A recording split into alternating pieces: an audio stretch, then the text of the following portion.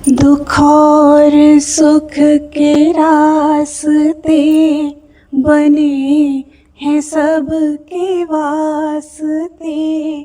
जो गम से हार जाओगे तो किस तरह निभाओगे, तो किस तरह निभाओगे।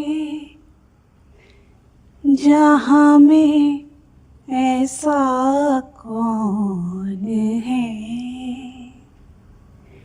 कि जिस को गम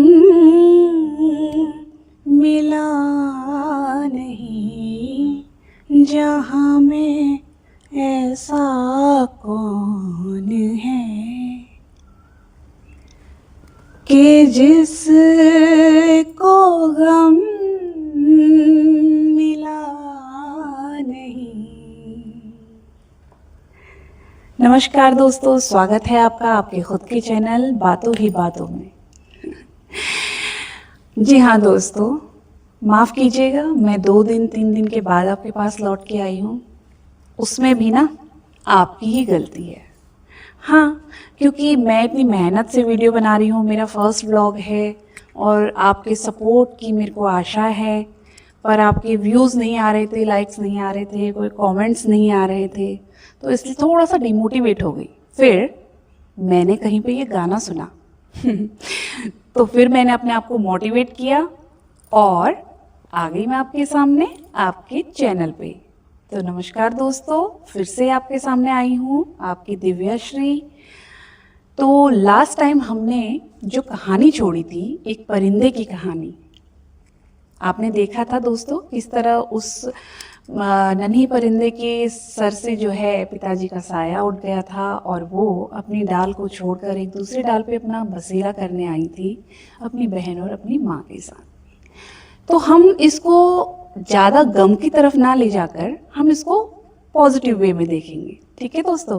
क्योंकि फर्स्ट जो 2 लाइनें मैंने गुनगुनाई थी उसका यही रीज़न है कि ऐसा कौन है जिसको कि गम नहीं मिला, है ना। तो उस परिंदे ने भी हार नहीं मानी। जहाँ उसको एक एक दाना चुगना भारी पड़ रहा था, वहीं उसने डिसाइड किया कि चलिए अब मुझे भी अपना घोंसला छोड़कर अपनी माँ और अपनी बहन के लिए, अपनी फैमिली के लिए बाहर दाना ढूंढने के लिए जाना पड़ेगा। और यही उसका टर्निंग पॉइंट था। आप कह सकते हैं कि उसकी लाइफ का सबसे बड़ा फैसला जो उसने खुद से किया। आगे की कहानी सुन के आप बताइएगा कि ये फैसला उसके लिए सही रहा या गलत। बट दोस्तों, मुझे ऐसा लगता है कि फैसले स्थिति और परिस्थिति के अकॉर्डिंग लिए जाते हैं, क्योंकि जो परिस्थिति उस समय होती है ना, तो वो हमको मजबूर करती है या इनकरेज करती है, मोटिवेट करती है फैसले लेने के लिए। डीमोटिवेट शब्द का मैं यूज़ बिल्कुल नहीं करूँगी, क्योंकि बहुत डीमोटिवेट हो चुकी हूँ। अब मुझे मोटिवेट होना है और मैं आपको भी अपने साथ मोटिवेट करने वाली हूँ। तो चलिए दोस्तों, देखते हैं। वो परिंदा उड़ के बहुत दूर उसने अपनी उड़ान भरी, अपनी माँ और अपनी बहन को उस घोंसले में छोड़ के वो बहुत दूर चली गई दाना चुगने के लिए।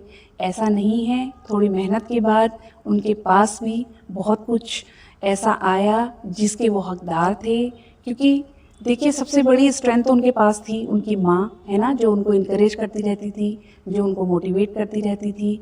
और ऐसे ही धीरे धीरे उनका जो है कि वक्त बदल गया और कुछ अच्छे दिन आने लगे। जैसे ही उसके कुछ अच्छे दिन आए, उसकी छोटी जो बहन थी परिंदे की, वो भी उड़ना सीख रही थी, है ना। उड़ना सीखने के लिए कोचिंग ले रही थी, पढ़ाई कर रही थी।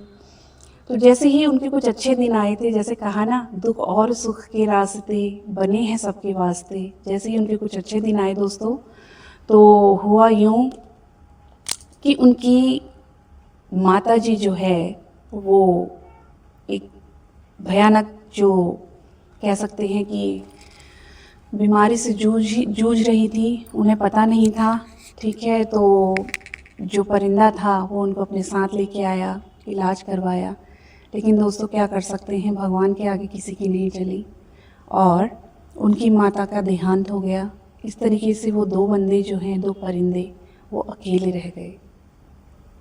दोस्तों, क्या आप इस कहानी से कनेक्ट कर पा रहे हैं?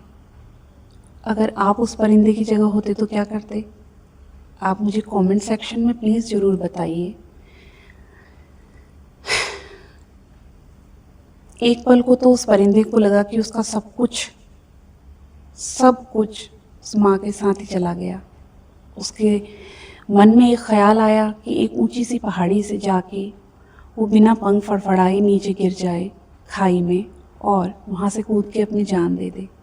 फिर तुरंत ही उसने अपनी छोटी बहन की आवाज़ सुनी, उसके बारे में सोचा और फिर से उस परिंदे ने अपने पंख फड़फड़ाए और अपनी बहन को अपनी पीठ पे लेके वो बहुत दूर उड़ गई।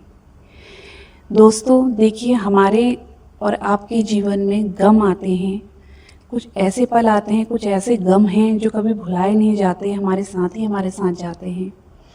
लेकिन उन दोस्तों उन गमों